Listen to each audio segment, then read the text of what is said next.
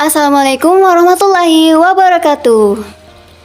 Halo teman-teman dan Dewan Juri yang terhormat, selamat datang di channel kami. Perkenalkan, kami dari tim GF UI 6. Kami merupakan delegasi dari Universitas Islam Negeri Alauddin Makassar.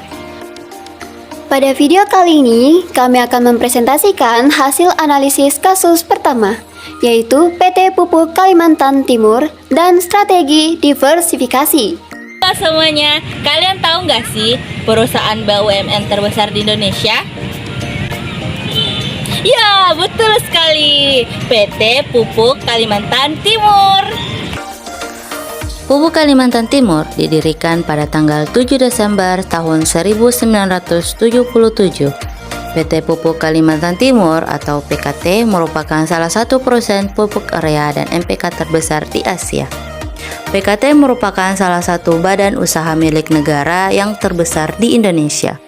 Perusahaan saat ini mengkhususkan diri dalam bidang kimia dan pertanian. Pendapatan tahunan PT Pupuk Kalimantan Timur diperkirakan lebih dari 1 juta US dollar. Berdasarkan prospektus keuangan PT Pupuk Kalimantan Timur, kinerja dan pertumbuhan keuangan pada tahun 2021 dan 2030 memiliki peningkatan. EBITDA atau penghasilan sebelum bunga, pajak, depresiasi, dan amortasi, laba bersih dan aktiva yang meningkat.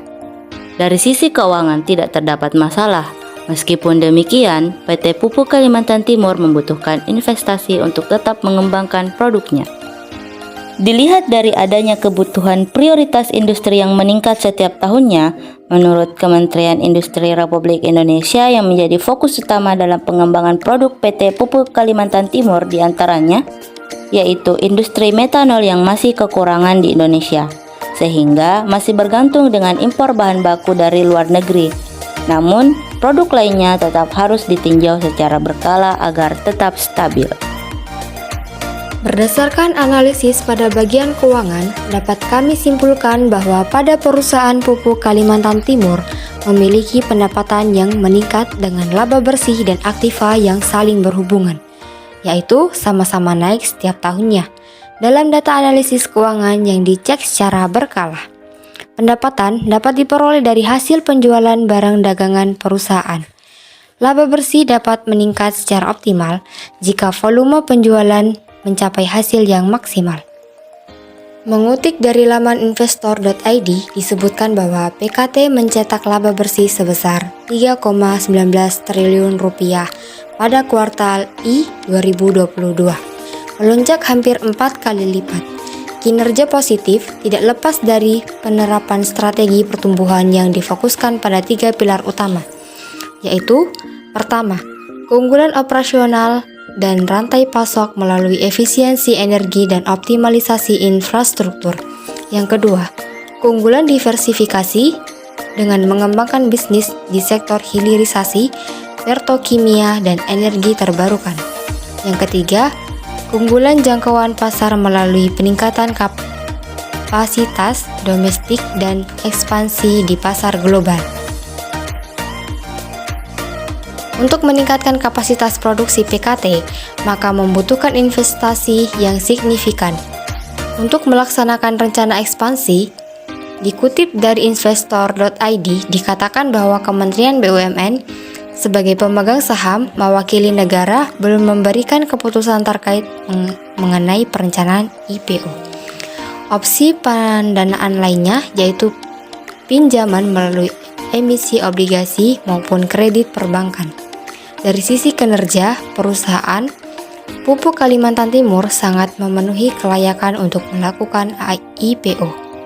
BUMN sedang mematangkan persiapan IPO anak usahanya PKT pada semester 2022. Penggalangan dana lewat IPO diperlukan untuk membangun pabrik amoniak di Bintuni, Papua.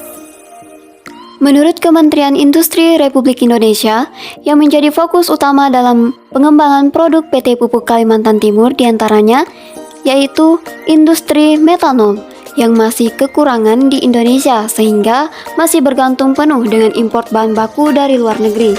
namun produk lainnya juga tetap masih dalam tinjauan secara berkala agar tetap stabil.